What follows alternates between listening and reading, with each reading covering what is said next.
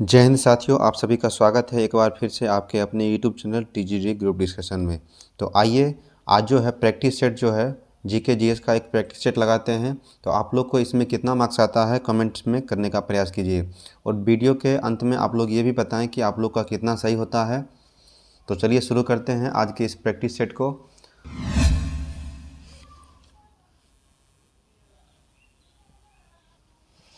आज का first question है, बंगाल में द्वैध शासन प्रणाली को समाप्त किसने किया था? बंगाल में द्वैध शासन प्रणाली को समाप्त किसने किया था? तो इसका राइट आंसर हो जाएगा option number C, Warren Hasting ने। वारेन हेस्टिंग ने जो किया था, बंगाल में द्वैध शासन प्रणाली को समाप्त किया था। अगला क्वेश्चन है क्वेश्चन नंबर 2। क्वेश्चन 2 देखते हैं, 1857 की विद्रोह जो हुआ था, 1857 का विद्रोह मुख्यतः किस कारण से असफल रहा था? तो इस क्वेश्चन का राइट आंसर हो जाएगा ऑप्शन नंबर बी, केंद्रीय संगठन की कमी। सेंट्रल में जो भी क्वेश्चन है, भारतीय राष्ट्रीय कांग्रेस के 1912 पटना अधिवेशन के अध्यक्ष कौन थे? तो इस प्रश्न का राइट आंसर हो जाएगा आर.एन. माधोलकर। आर.एन. माधोलकर। बिहार में कांग्रेस के 2 अधिवेशन हुए थे। पहला अधिवेशन 1912 के पटना में हुआ था और दूसरा अधिवेशन 1922 में गया में हुआ था। चलिए अगला क्वेश्चन देखते हैं, महात्मा गांधी पर चंपारण सत्याग्रह के लिए कब अभियोग चलाया गया था? महात्मा गांधी पर चंपारण सत्याग्रह के लिए कब अभियोग चलाया गया था? तो इस प्रश्न का राइट आंसर हो जाएगा ऑप्शन नंबर बी, 1917 में। 1917 में। चलिए अगले क्वेश्चन को देखते हैं, सर्वोदय शब्द का सर्वप्रथम प्रयोग किसने किया था? सर्वोदय शब्द का प्रथम प्रयोग सर्वप्रथम किसने किया था? तो इस प्रश्न का राइट आंसर हो जाएगा option number C, Jayaprakash Narayan, जिन्हें जेपी के नाम से भी जानते थे। जयप्रकाश नारायण ने ही सर्वप्रथम सर्वोदय शब्द को गढ़ा था। अगला क्वेश्चन है question number 6, Pitt's India act British संसद द्वारा कब पारित किया गया था? पिट्स इंडिया एक्ट जो है ब्रिटिश संसद द्वारा कब पारित किया गया था? तो इस प्रश्न का राइट आंसर हो जाएगा ऑप्शन नंबर बी, 1784 में। 1784 ईस्वी में जो है पिट्स इंडिया एक्ट पारित किया गया था। अगला क्वेश्चन है, निम्नलिखित में से कौन सी पुस्तक तिलक ने लिखी थी? निम्नलिखित में से कौन सी पुस्तक तिलक ने लिखी थी? तो इस प्रश्न का राइट आंसर हो जाएगा ऑप्शन नंबर बी, गीता रहस्य। गीता रहस्य पुस्तक जो है बाल गंगाधर तिलक के लिखा गया था और उनका 2 पत्रिका था, केसरी और मराठा। केसरी पत्रिका मराठी भाषा में लिखा गया था और मराठी पत्रिका जो था सो इंग्लिश भाषा में लिखा गया था। अगला क्वेश्चन देख लेते हैं, क्रांतिकारी गतिविधियों के साथ कौन सी पत्रिका जुड़ी हुई नहीं थी? क्रांतिकारी गतिविधियों के साथ कौन सी पत्रिका जुड़ी हुई नहीं थी? तो यंग इंडिया जो है महात्मा गांधी का जो पुस्तक था यंग इंडिया, ये क्रांतिकारी गतिविधियों के साथ जुड़ा हुआ नहीं था। और संध्या, युगंतर और ये सही पत्रिका क्या था? क्रांतिकारी गतिविधियों से जुड़ा हुआ था। अगला क्वेश्चन देख लेते हैं क्वेश्चन नंबर 9, निम्नलिखित में से किस राज्य से कर्क रेखा नहीं गुजरती है?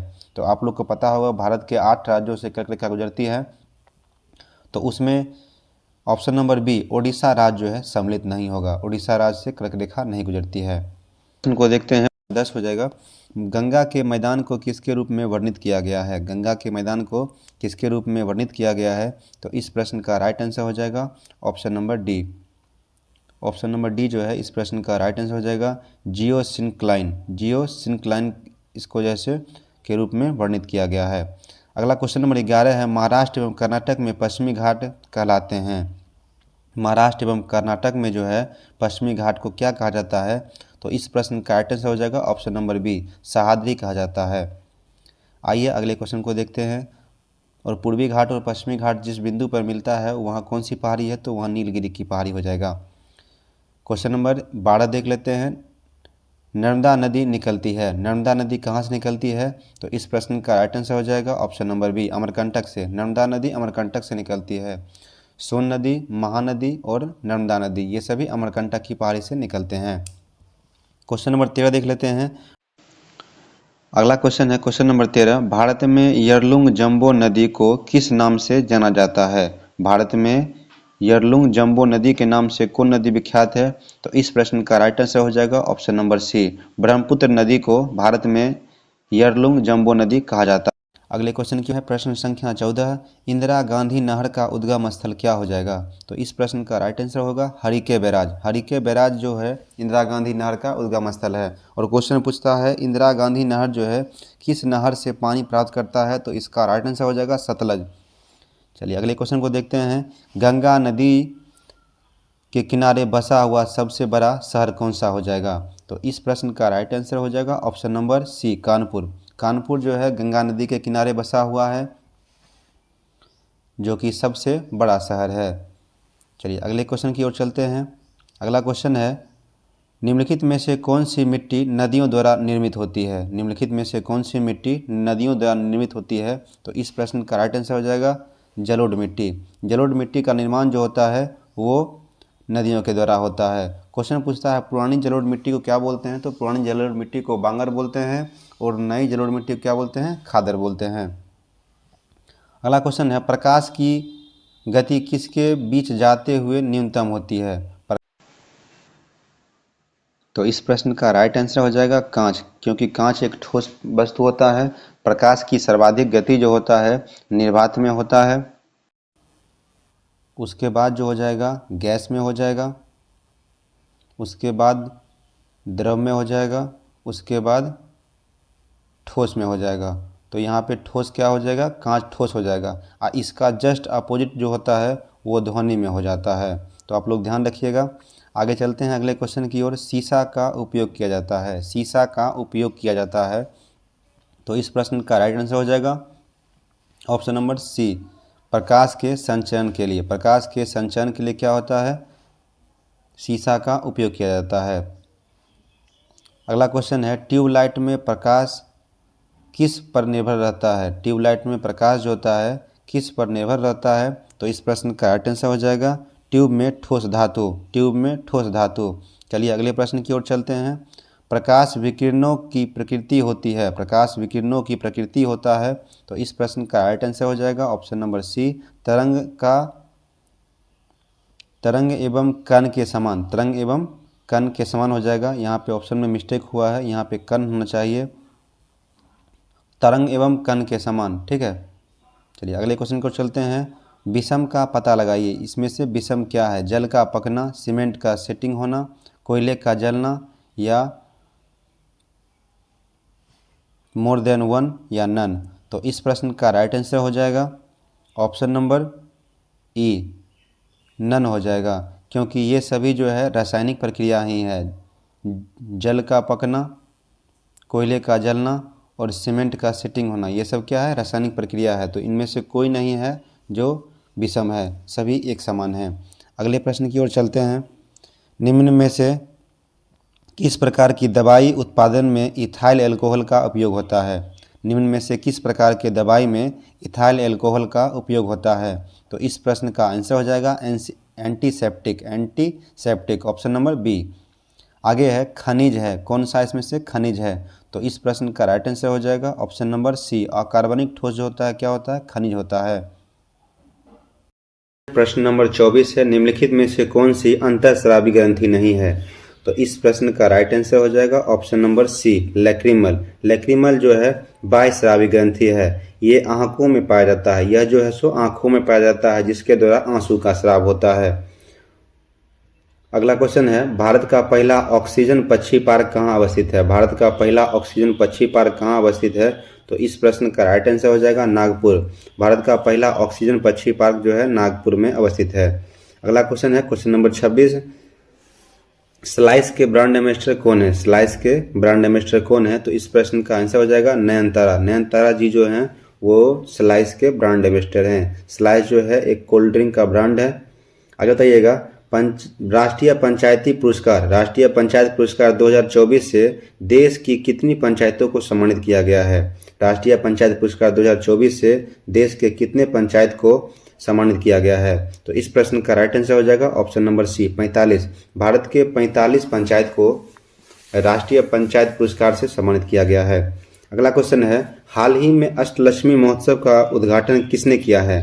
हाल ही में अष्टलक्ष्मी महोत्सव का उद्घाटन किसने किया है? तो इस प्रश्न का आंसर हो जाएगा नरेंद्र मोदी, जो कि वर्तमान में भारत के प्रधानमंत्री हैं। 15वें क्रम के प्रधानमंत्री कौन है? नरेंद्र मोदी जी। चलिए आगे शुरू करते हैं अगले क्वेश्चन को। राष्ट्रीय प्रदूषण नियंत्रण दिवस प्रतिवर्ष कब मनाया जाता है? तो इस प्रश्न का राइट आंसर हो जाएगा ऑप्शन नंबर बी, 2 दिसंबर को। राष्ट्रीय प्रदूषण नियंत्रण दिवस प्रतिवर्ष कब मनाया जाता है? तो इस प्रश्न का आंसर हो जाएगा 2 दिसंबर को। अगला क्वेश्चन है क्वेश्चन नंबर 30 हो जाएगा। 15 नवंबर 2024 को किस राज्य का स्थापना दिवस मनाया गया है? 15 नवंबर 2024 को किस राज्य का स्थापना दिवस मनाया गया है? तो यह इस क्वेश्चन का राइट आंसर हो जाएगा option number D, Jharkhand. Jharkhand राज्य की स्थापना 15 नवंबर 2000 को हुआ था और वर्तमान में जो है सो इसका स्थापना दिवस 15 नवंबर 2024 को मनाया गया है। क्वेश्चन है एशियाई रोल बॉल चैंपियनशिप का आयोजन कहाँ किया गया है? एशियाई रोल बॉल चैंपियनशिप का आयोजन कहाँ किया गया है? तो इस प्रश्न का राइट आंसर हो जाएगा गोवा में इसका आयोजन हुआ है। गोवा राज्य में एशियाई रोल बॉल चैंपियनशिप का आयोजन किया गया है। अगला क्वेश्चन देख लेते हैं। अगला क्वेश्चन है गुजरात जायंट्स ने किसे अपना गेंदबाजी कोच नियुक्त किया है? ठीक है, गुजरात जायंट्स ने किसे अपना गेंदबाजी कोच जो है सो नियुक्त किया है? तो इस प्रश्न का राइट आंसर हो जाएगा ऑप्शन नंबर ए, प्रवीण तांबे। प्रवीण तांबे को गुजरात जायंट्स जो है आईपीएल की एक टीम है, उन्होंने अपना जो है गेंदबाजी कोच को प्रवीण तांबे को नियुक्त किया है। चलिए अगला क्वेश्चन देख लेते हैं। ये आगे कुछ मैथ का क्वेश्चन है।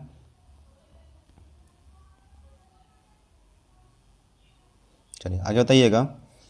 एक परमाणु के केंद्र पर धनावेशित हिस्सा क्या कहलाता है? एक परमाणु के केंद्र पर धन आवेशित हिस्सा क्या कहलाता है? तो इस प्रश्न का राइट आंसर हो जाएगा न्यूक्लियस। न्यूक्लियस जो होता है परमाणु का केंद्र का धनावेशित हिस्सा होता है। अगला क्वेश्चन है question number 42। Plutonium nuclide, plutonium nucleotide इसका संकेत Pu होता है कि नाभिक में न्यूट्रॉनों की संख्या कितनी होती है? तो इस प्रश्न का आंसर हो जाएगा ऑप्शन नंबर बी, 148। ठीक है, 242 में 94 को माइनस कर देंगे तो जो बचेगा 180 हो जाएगा इसका। तो यही क्या होता है? न्यूट्रॉन की संख्या होता है। चलिए अगला क्वेश्चन देख लेते हैं। अगला क्वेश्चन है निम्नलिखित में से कौन सा इलेक्ट्रॉनिक संरूपण धातु तत्वों के लिए होता है? निम्नलिखित में से कौन सा इलेक्ट्रॉनिक संरूपण धातु तत्वों के लिए होता है? तो इस प्रश्न का राइट आंसर हो जाएगा option number D. Option number D इसका राइट आंसर हो जाएगा। 2, 8, 8 और 2, यह जो है 20 हो जाएगा इसका परमाणु संख्या, और यह क्या हो जाएगा? धातु हो जाएगा। अगले क्वेश्चन की ओर चलते हैं। अगला क्वेश्चन है आधुनिक परमाणु प्रतीक किसके द्वारा प्रस्तावित विधि पर आधारित था? आधुनिक परमाणु प्रतीक जो है किसके द्वारा प्रस्तावित विधि पर आधारित था? तो इस प्रश्न का आंसर हो जाएगा ऑप्शन नंबर बी, बर्जीलियस के द्वारा जो है सो बर्जीलियस जो ही दिया था धातु के प्रतीक का प्रस्ताव दिया था। अगला प्रश्न है पानी का इलेक्ट्रोलिसिस कौन सी प्रतिक्रिया है? तो इस प्रश्न का राइट आंसर हो जाएगा option number B. Option number B, संयोजन का उदाहरण है ये। आगे क्वेश्चन है आणविक ऑक्सीजन का पत्तियों से निकलना कौन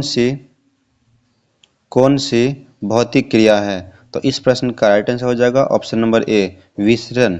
विसरण का यह उदाहरण है। देख लेते हैं क्वेश्चन नंबर 47 को।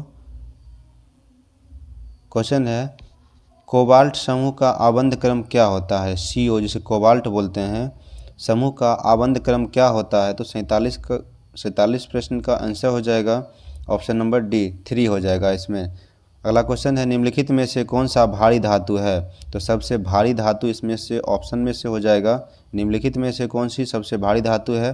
तो ऑप्शन नंबर डी इसका राइट आंसर हो जाएगा। प्लेटिनम जो है सबसे भारी धातु है ऑप्शन के अनुसार। चलिए अगला क्वेश्चन है जिंक ऑक्साइड का साधारण रूप किसके उत्पादन में उपयोग किया जाता है? जिंक ऑक्साइड का साधारण रूप से किसके उत्पादन में उपयोग होता है? तो इस प्रश्न का आंसर हो जाएगा ऑप्शन नंबर डी,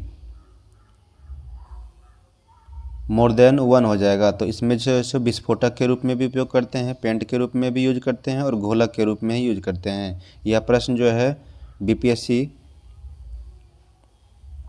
TRE 3 में पूछा गया था। TRE 3 में ये जो है सो टीचर वाला जो एग्ज़ाम हुआ था उसमें पूछा गया था। चलिए अगला क्वेश्चन देख लेते हैं। सल्फर हेक्साफ्लोराइड, सल्फर हेक्साफ्लोराइड अणु का आकार कैसा होता है? का राइट आंसर हो जाएगा ऑप्शन नंबर बी, अष्टफलकीय होता है। आगे क्वेश्चन देखते हैं, वेकेलाइट निम्नलिखित के सघन से बनता है। वेकेलाइट निम्नलिखित के संघनन से बनता है। तो इस प्रश्न का राइट आंसर हो जाएगा ऑप्शन नंबर बी, फिनॉल तथा फॉर्मल्डिहाइड के संघनन से बनता है। अगला क्वेश्चन है, चेचक का टीका कहाँ से बनता है। चेचक का टीका किससे बनता है। तो इस प्रश्न का राइट आंसर हो जाएगा भेरों से, ऑप्शन नंबर सी, भेरों से। आगे क्वेश्चन देखते हैं, कच्चे फलों को कृत्रिम रूप से पकाने के लिए प्रयोग में लाई जाने वाली गैस कौन सी है। तो इस प्रश्न का आंसर हो जाएगा option number C, ethylene. Ethylene gas का प्रयोग जो है कच्चे फलों को कृत्रिम रूप से पकाने के लिए होता है। अगला क्वेश्चन है, संक्रमण रोगों का सबसे सामान्य वाहक कौन सा है। संक्रमण रोगों का सबसे सामान्य वाहक कौन होता है। तो इस प्रश्न का राइट आंसर हो जाएगा ऑप्शन नंबर सी, मक्खी। अगला क्वेश्चन है, पीलिहा ज्वार किसे कहा जाता है। पीलिहा ज्वार जो है किसे कहा जाता है। तो इस प्रश्न का राइट आंसर हो जाएगा ऑप्शन नंबर बी, एंथ्रेक्स को। एंथ्रेक्स रोग को क्या कहा जाता है, पीलिहा ज्वार। अगला क्वेश्चन है, क्लोरोफिल का घटक नहीं है। क्लोरोफिल का घटक नहीं है।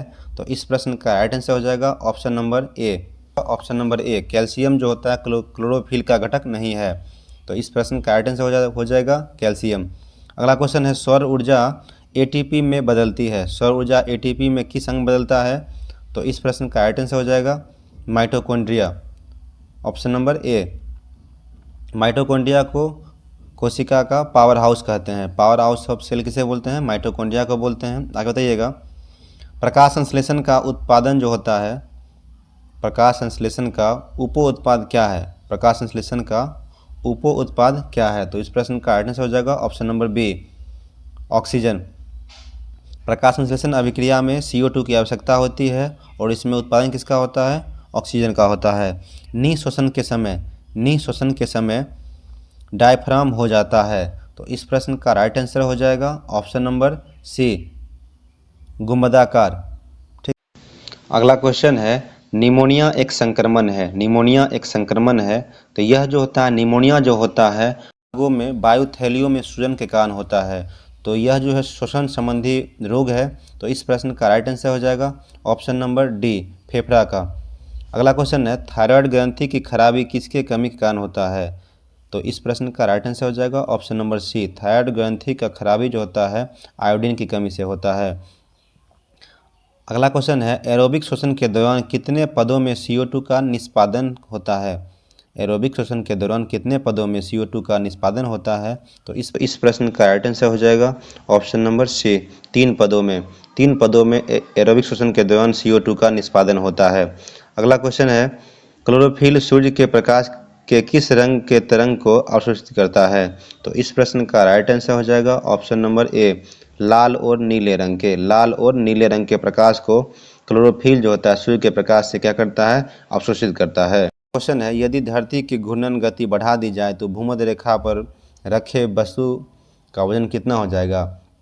क्वेश्चन है, यदि धरती की घूर्णन गति बढ़ा दी जाए तो भूमध्य रेखा पर पिंड का वजन क्या हो जाएगा। तो इस प्रश्न का ऑप्शन हो जाएगा option number B, right answer हो जाएगा घट जाएगा। और अगर धरती की चाल 22 गुना तेजी हो जाए वर्तमान स्थिति से तो विषुवत रेखा पे रखे वस्तु का वजन 0 हो जाएगा। अगला क्वेश्चन है, एक क्षैतिज वृत्त में स्थिर चाल से घूम रहे पिंड के लिए निम्नलिखित में से कौन सा स्थिर रहेगा। एक क्षैतिज वृत्त में स्थिर चाल से घूम रहे पिंड के लिए निम्नलिखित में से कौन सा चीज़ स्थिर रहेगा। तो इस प्रश्न का राइट आंसर हो जाएगा ऑप्शन सी, गतिज ऊर्जा। अगला क्वेश्चन है, जब एक टेलीस्कोप के अभिदृश्यक लेंस का व्यास बढ़ता है तब टेलीस्कोप की विभेद क्षमता क्या होगी। तो इस प्रश्न का राइट आंसर हो जाएगा ऑप्शन नंबर बी, बढ़ती है। अगला क्वेश्चन है, सौर भट्टी में प्रयुक्त होता है। सौर भट्टियों में प्रयुक्त होता है। तो ऑप्शन नंबर बी, अवतल दर्पण का। अवतल दर्पण का जो होता है सौर भट्टियों में उपयोग होता है। सौर ऊर्जा निम्न में से किससे प्राप्त होता है। सौर ऊर्जा निम्न में से किससे प्राप्त होता है। तो इस प्रश्न का राइट आंसर हो जाएगा ऑप्शन नंबर सी। अगला क्वेश्चन है, 40 डिग्री सेल्सियस का मान फ़ारेनहाइट स्केल में कितना हो जाएगा। तो इस प्रश्न का राइट आंसर हो जाएगा option number A, 104 degree Fahrenheit हो जाएगा। अगला क्वेश्चन है, ध्वनि की छिन्नता किसके द्वारा निर्धारित की जाती है? ध्वनि की छिन्नता किसके द्वारा निर्धारित की जाती है?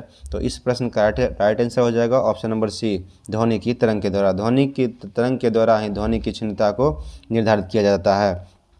अगला क्वेश्चन है, वायु में ध्वनि तरंग होती है। वायु में ध्वनि तरंग होती है, तो इस प्रश्न का आंसर हो जाएगा ऑप्शन नंबर बी, अनुदैर्ध्य। ध्वनि कैसी तरंग है? तो अनुदैर्ध्य तरंग है। और प्रकाश पूछेगा तो प्रकाश अनुप्रस्थ तरंग है। आगे क्वेश्चन है, निम्नलिखित में से कौन सी ध्वनि की गति अधिकतम होगी? निम्नलिखित में से किस में ध्वनि की गति सबसे अधिक होगी? तो सबसे अधिक जो होता है ध्वनि की गति इस्पात में हो जाएगा, उसके बाद पानी में हो जाएगा, उसके बाद वायु में हो जाएगा। सबसे अधिक ऐसे माध्यम में पूछता है तो ठोस में, उसके बाद द्रव में, उसके बाद गैस में। और इसके ठीक अपोजिट जो होता है वो प्रकाश में होता है। अगला क्वेश्चन है, एक सामान्य शुष्क सेल में विद्युत अपघट्य होता है। एक सामान्य शुष्क सेल में विद्युत अपघट्य होता है, तो इस प्रश्न का राइट आंसर हो जाएगा option number C, ammonium chloride. Ammonium chloride जो होता है सामान्य शुष्क सेल में विद्युत अपघट्य होता है। अगला क्वेश्चन है, विद्युत धारा की इकाई क्या है? तो विद्युत धारा की इकाई क्या हो जाएगा? एम्पियर हो जाएगा। अगला क्वेश्चन देखते हैं, आमतौर पर सुरक्षा फ्यूज लगाने के लिए प्रयोग में होने वाला तार किस पदार्थ का बना होता है? तो इस प्रश्न का राइट आंसर हो जाएगा option number D, more than one. तो इस प्रश्न का राइट आंसर हो जाएगा टीन और सीसा। सीसा और टीन का मिश्रण होता है। फ्यूज का तार जो होता है टीन और सीसा दोनों से मिलके बना होता है। चलिए अगले क्वेश्चन की ओर चलते हैं, पंखे की रफ्तार किस पर निर्भर करती है? पंखे की रफ्तार जो होता है किस पर निर्भर करता है? तो इसका राइट आंसर हो जाएगा वोल्टेज पे। वोल्टेज बढ़ने से क्या होगा? पंखे की रफ्तार भी जो होता है बढ़ जाता है। अगला क्वेश्चन है, निम्नलिखित में से कौन सा दिए गए तार का प्रतिरोध है? निम्नलिखित में से कौन सा दिए गए तार का प्रतिरोध होगा? तो इस प्रश्न का राइट आंसर हो जाएगा ऑप्शन नंबर सी, आर बराबर वी आई। ओम का नियम जो होता है V बराबर आई आर होता है, आई आर। तो यहाँ से क्या निकल गया? R बराबर V बटा में आई। चलिए अगले प्रश्न की ओर चलते हैं, सूक्ष्म जीवों द्वारा कार्बनिक पदार्थों को तोड़ने की प्रक्रिया क्या कहलाती है? सूक्ष्म जीवों द्वारा कार्बनिक पदार्थ को तोड़ने की प्रक्रिया क्या कहलाती है? तो इस प्रश्न का राइट आंसर हो जाएगा ऑप्शन सी, अपघटन। अगला क्वेश्चन है, पौधे अपना पोषक तत्व मुख्यतः किससे प्राप्त करते हैं? पौधे अपना पोषक तत्व मुख्यतः किससे प्राप्त करते हैं? तो इस प्रश्न का राइट आंसर हो जाएगा ऑप्शन नंबर सी, पौधा खनिज, लवण और जल से प्राप्त करते हैं। और पौधे में जल का परिवहन कौन करता है? तो जाइलम करता है। और भोजन का परिवहन, संवहन कौन करता है? तो फ्लोएम करता है। अगला और इस सेशन का लास्ट क्वेश्चन हो गया, लेग्यूमिनस पौधे में नाइट्रोजन स्थिरीकरण के लिए कौन सा वर्णक आवश्यक है? क्वेश्चन है, लेग्यूमिनस पौधे में नाइट्रोजन स्थिरीकरण के लिए कौन सा वर्णक आवश्यक है? तो इस प्रश्न का राइट आंसर हो जाएगा ऑप्शन नंबर ए, एंथोसाइनिन। तो आप लोग को ये सेशन कैसा लगा कमेंट करें, और इस चैनल को आप लोगों ने सब्सक्राइब नहीं किया तो सब्सक्राइब कीजिए, और इस वीडियो को अधिक से अधिक शेयर कीजिए ताकि इसका लाभ जैसे और भी बच्चों को मिल सके। Thank you for watching.